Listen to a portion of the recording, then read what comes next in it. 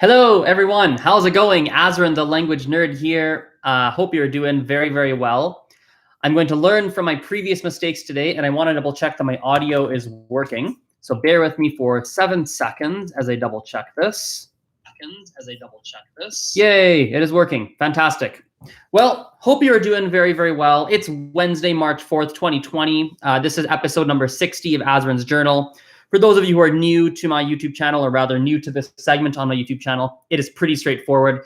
This is the segment on my channel where I talk about my personal language learning journey and, of course, give you guys a whole bunch of different language learning tips. So there's a variety of things I want to talk about. Let's start with I want to start with some personal updates for you, which are going to bleed into our main topic of today, which are some language learning basics. So here we go. So in my world right now, I'm putting a lot of time, in my language world anyway, I'm putting a lot of time into learning Mandarin. Mandarin is taking up the majority of my time. I take classes 3 times a week for an hour, so it's about 3 hours a week. I host and run a Mandarin conversation club once a week. And then I also usually end up having some homework or prep work for my conversation club, which probably takes up, I would say, another 1, maybe 2 days a week. So I'm doing Mandarin almost every single day of the week, almost. I would say 4 to 6 days a week, I'm doing some kind of Mandarin study. So that's reasonably intensive, I think, especially considering when I have a full-time job, I have other things going on, I have friends, I have my family, I've got other priorities aside from my work, other priorities aside from my language learning studies. So I think it's a really significant chunk of time that I'm putting in. And with that said, when we look at language learning basics, which is the primary topic of today's video, a lot of dust on my computer. When we look at language learning basics, the biggest basic, the most fundamental thing, the thing that matters most of all when it comes to learning another language is simply putting in the time to learn another language. You have to put in as much time as you possibly can. So if that's every day, great. If it's 4 days a week, great. If it's twice a week, great. If it's once a week, fine. If it's whatever it is, it's incredibly important that you make it as important of a priority as you can. And that's going to be the thing that makes that's going to be the biggest determining factor as to how quickly you progress. Obviously, being efficient with your time, obviously making sure that you're picking good language learning strategies, obviously making sure that you are approaching language learning in as smart of a way as you possibly can. That's important.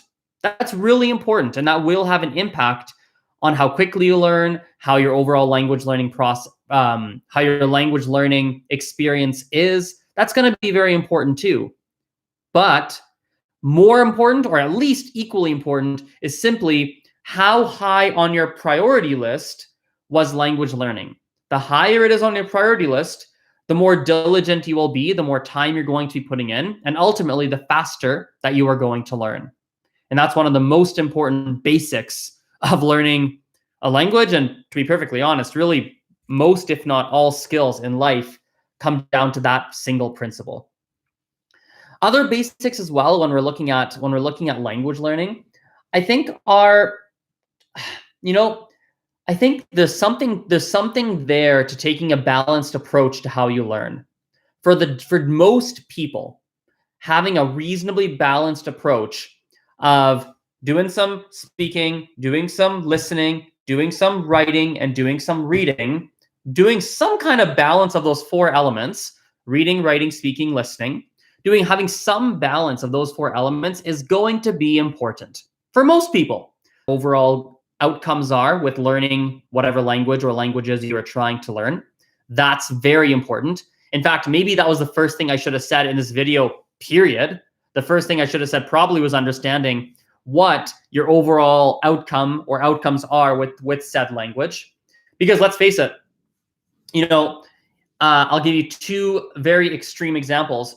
I literally, yesterday and today as well, I connected in with someone who is working on their French. They have a certain level of French, but literally their main purpose right now is they are running a meeting in French tomorrow, and they want to just get a couple of things ready prior to that event that they're running, the conference that they're running. So that's a very different outcome than, for example, I look at a bunch of other students that we work with here in the Calgary Language Nerds. We have a whole bunch of other students that are in it to actually end up with a level in whatever language, a level that is comparable to English or comparable to their mother tongue, like a very advanced, very high level in their target language.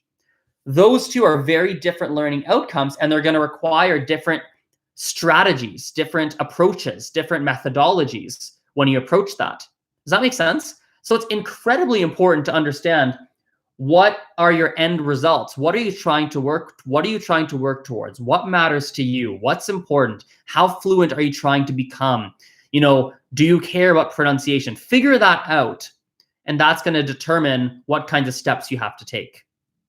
Another absolute crucial fundamental, and actually, it's funny how I'm talking about this. I actually wonder if the last things I'm saying should have been the first thing I said, because they're more important. And the last things I said, the first things I said should be the last things, because they're maybe the less important fundamentals. But this one really matters too. Start.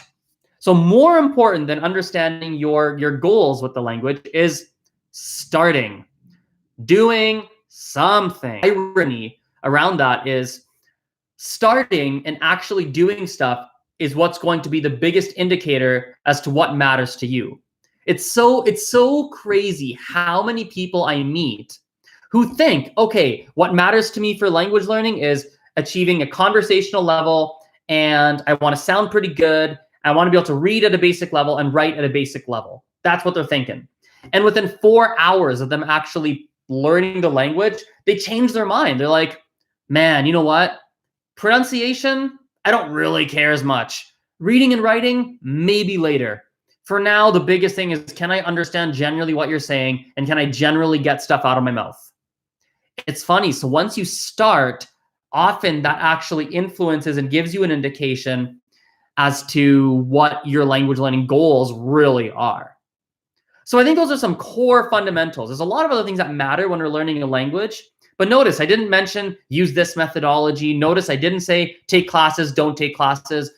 A lot of the core fundamentals of learning another language, a lot of the really important things are more actually in your head. They're more mental stuff around, like, how much time are you putting in? How big of a priority is it? Are you starting and doing something, right?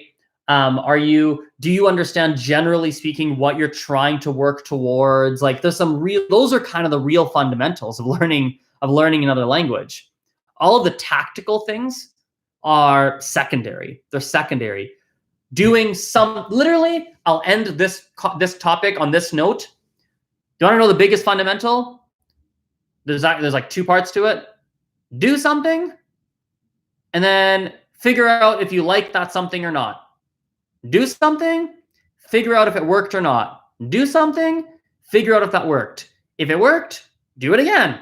If it didn't work, maybe you need to do it longer, or maybe you have to do something different. It's all about doing stuff. Do stuff, do stuff. A lot of stuff's not going to be great. A lot of stuff is. Some stuff will be in between.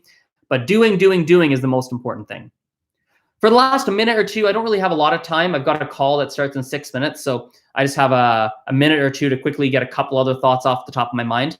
So just some personal notes, some personal updates, life updates, my business updates, things like that. So there's some stuff that is going really well, and there's some stuff that's not going really well. So overall, one thing that's going better this year than last year, or rather it's moved forward, is overall sales.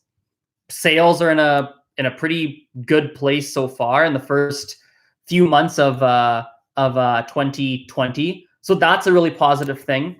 Overall, our attendance at our drop-in events, our free classes, our drop-in events, our community building events is quite strong. We've kicked off a new language group here as well, which is German. So we're now doing German events, and that's been off to a good start. That's been pretty good. I'm reasonably happy with that so far. There's some stuff that's going pretty well. That being said, there's always things that aren't going well. So there's a variety. The biggest thing that's on my mind right now is the percentage of my time that is going into working in the business versus working on the business. There's a lot of stuff that I do. There's actually probably too much of my time that is being spent on, things that are not actually building the business for the long term. Instead, they're making things run on a day-to-day basis. Things like teaching. I like teaching and I want to teach, but that takes up a lot of time and it's not really helping the business grow. It's just maintaining the day-to-day. Or things like I'm looking at my calendar for inspiration here. Things like answering emails. Just answering emails. That's a day-to-day thing. Or things like preparing for lessons, things like sending invoices. Sending invoices is great, but it's really taking care of the day-to-day. It's taking care of the short-term business and not the long-term. And so there's a lot of stuff on the long-term side that I'm not putting the time into that I absolutely should be. And that's a problem, because if you're doing short-term behavior all the time, eventually it bites you in the butt and you start to fall behind. Things start to stop working. So I need to fix that. There's certain things like I'm not.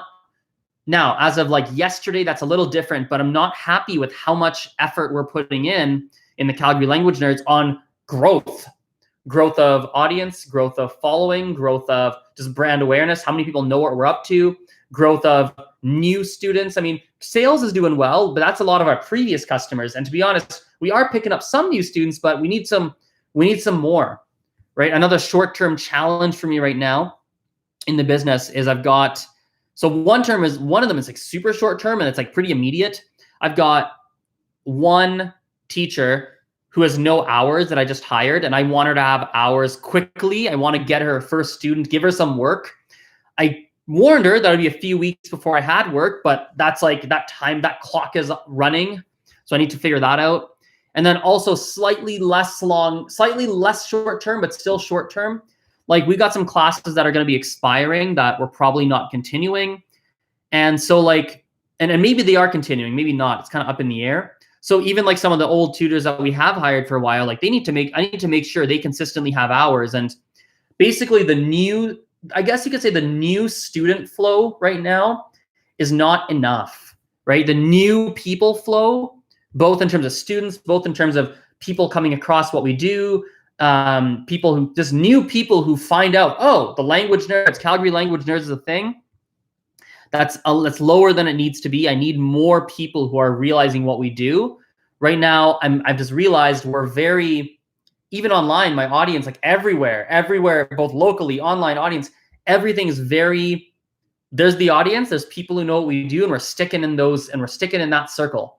And that's not, it's good. It actually is good in many ways. We're building depth with people, depth of relationship, depth of people understanding me and what we do, things like that, depth of people viewing the content and consistently viewing stuff, right? That's awesome. And that's amazing.